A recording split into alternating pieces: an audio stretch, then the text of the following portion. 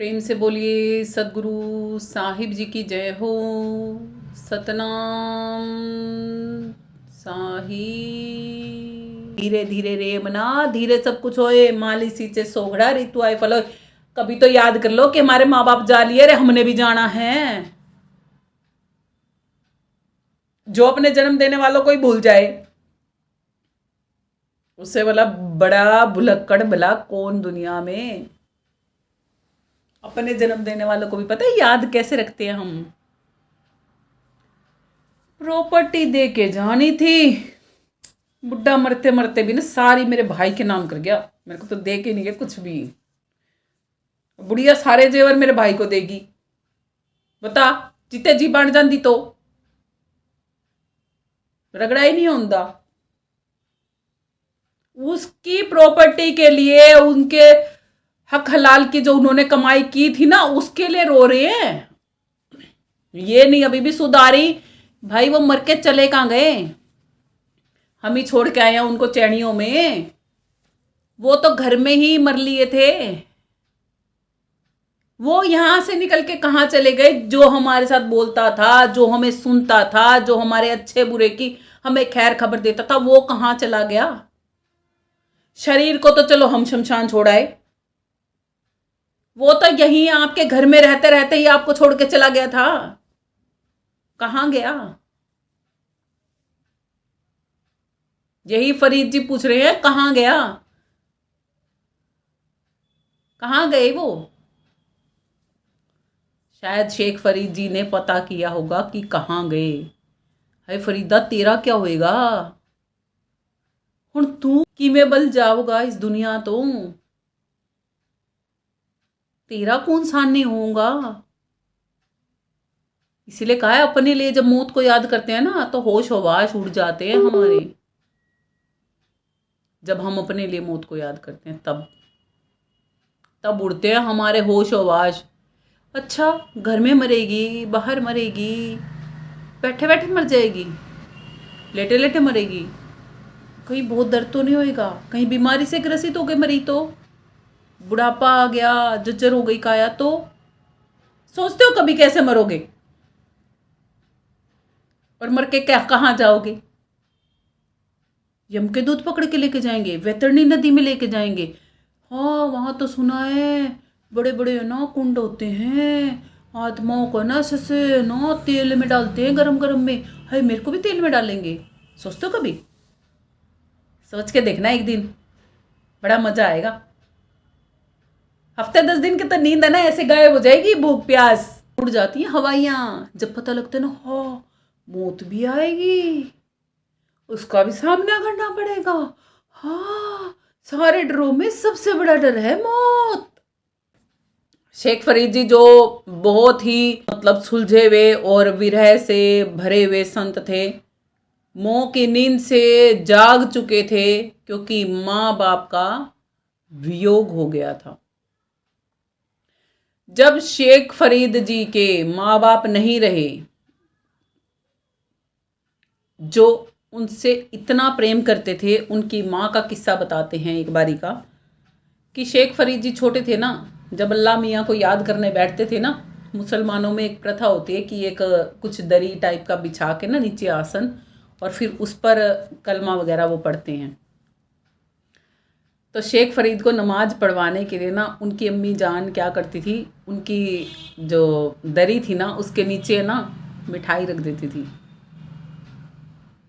कि अल्लाह तुझ पे खुश होंगे और तुझे मिष्ठान खाने को मिलेंगे। और जब मम्मी जान गुजर गई ना, तो मिठाई नहीं थी उसके नीचे। तब बहुत चक्के हो गए थे वो, कि वो अम्मी जान तो नहीं रही, मेरा तो रब भी रूठ गया, वो मैनू परमात्मा मिठाई भी नहीं दसदा, मैंने तो मीठा भी नहीं मिलता। मैं तो रोज अरदास करदा हाँ, मेरे कोलों तो मीठा भी नहीं आंदा, मेरा तो रब भी रूठ गया, अम्मी तो रोटी रूठ गई। आपकी अम्मी जान ने किया इतना प्यार, करवाया इतना पर प्यार परमात्मा से। ऐसे ही नहीं उनको शक्करगंज कहा जाता, परमात्मा स्वयं आए थे उनकी चादर के नीचे मिठाई रखने।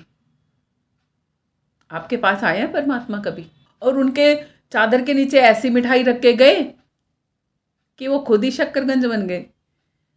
वो नाम रूपी मिठाई थी जो उनकी इस चादर के अंदर रख गए थे वो। इसीलिए ही वो परमात्मा से अलग नहीं रहना चाहते थे और इसीलिए ही हर समय विरह में आतुर रहते थे। पता लगा वो पीड़ा कहाँ से आती है, वो दर्द कहाँ से आता है। तो जब उनकी माँ से बिछोड़ा हो गया था, यानी कि मोह जो जड़ता से पकड़ा हुआ था ना, उस पर प्रहार हो गया था।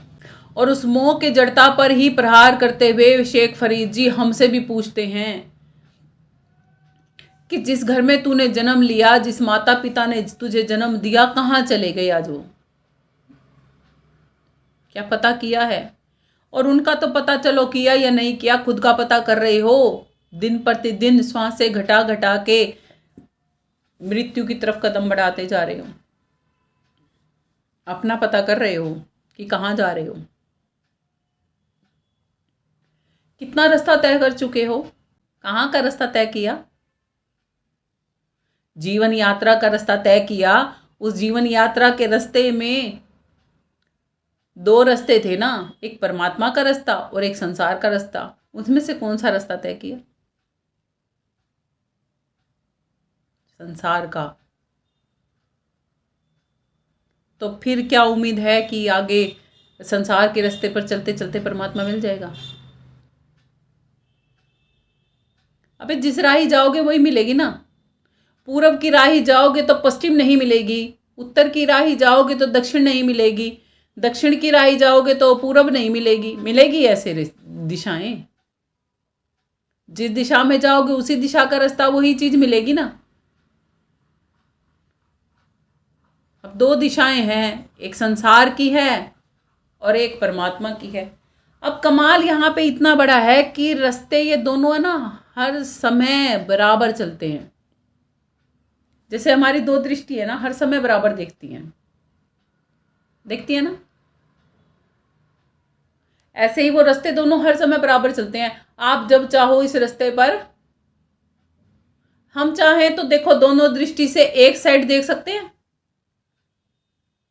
अब हमें इस साइड का नहीं दिखाई देगा, इस तरफ करेंगे तो इस तरफ का दिखाई नहीं देगा। करके देखो।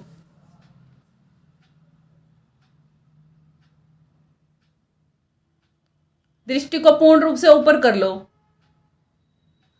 नीचे का दिखाई देता है, धरती दिखाई देती है, अपने पांव दिखाई देते हैं।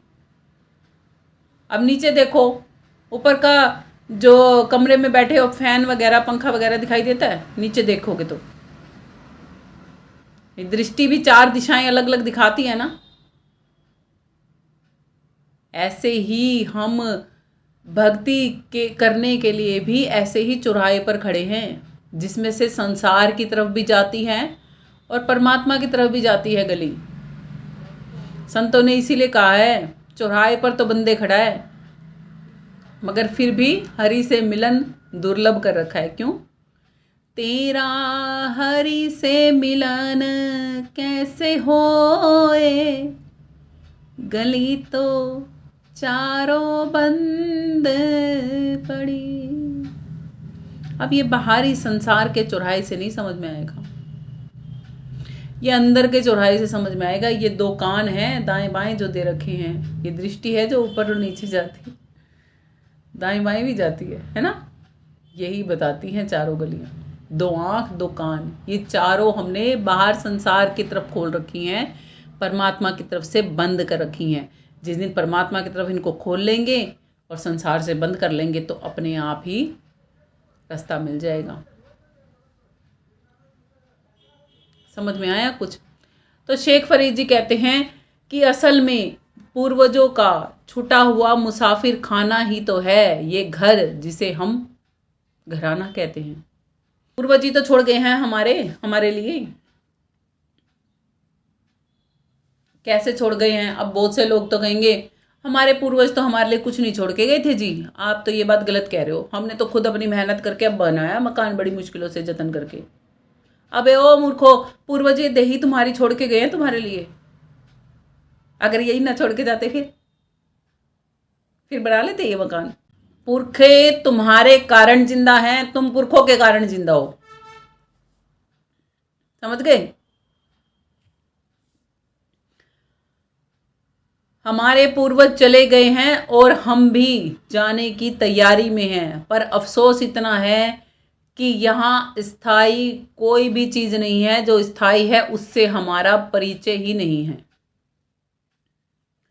कबीर साहिब जी कहते हैं, कबीरा गर्व ना कीजिए ऊंची देख आवास, कबीरा गर्व ना कीजिए ऊंची देख आवास, कल ही पड़ा भूई लेटना ऊपरी जमेगी घास, कल ही पड़ा भूई लेटना ऊपरी जमेगी घास। यानी कि साहिब कहते हैं ऊंचे महलों की शान शौकत बना के और देख के ना उस पे गर्व से कुप्पा मत फूलो, घमंड मत दिखाओ कि मैं कितने ऊंचे मकान में रहता हूँ, ये छोटी जाति की या ये छोटा इंसान या ये छोटे से घर में रहने वाली ये हमें लेक्चर दे रही है भक्ति का।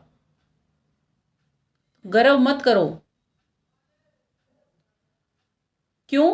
क्योंकि आपने और मैंने, हम सब ने एक दिन मिट्टी में मिल जाना है। आज नहीं तो कल मिल जाएंगे।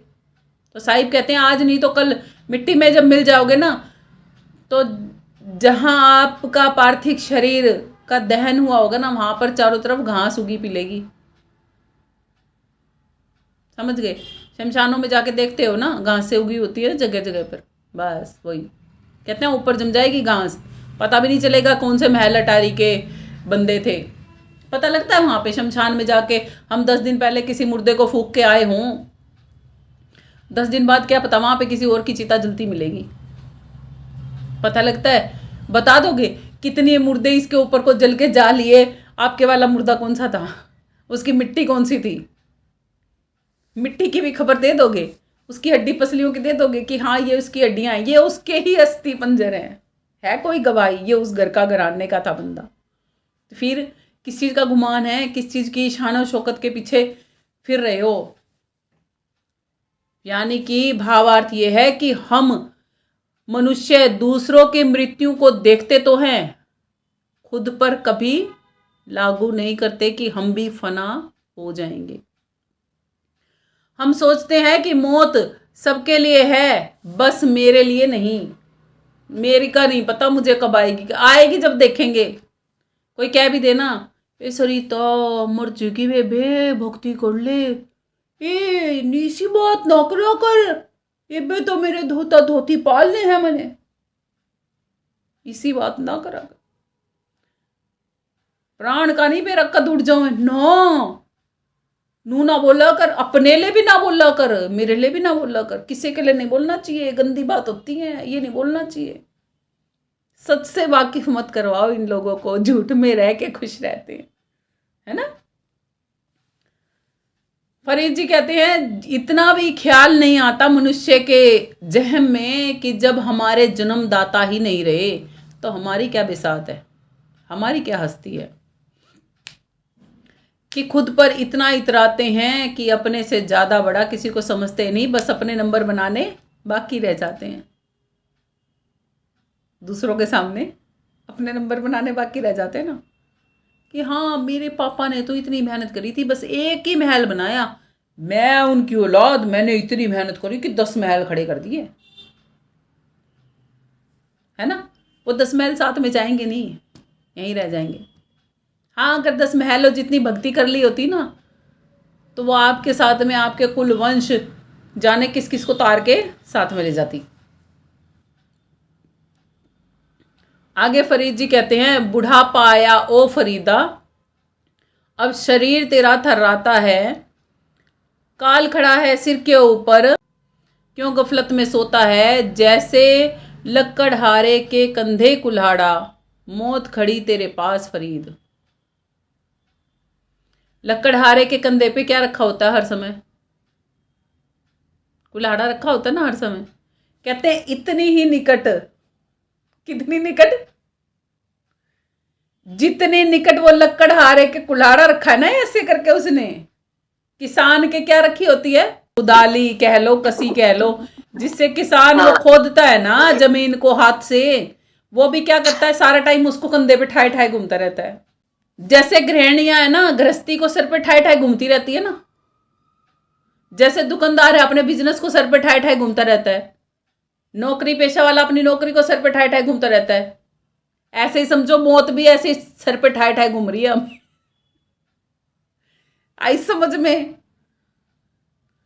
लक्कड़हारे का तो केवल मात्र एक उदाहरण है, प्रतीक बताया है कि जैसे लक्कड़हारा कुल्हाड़ी को अपने साथ में रखता है, ऐसे ही मौत हर क्षण हमारे साथ चल रही है।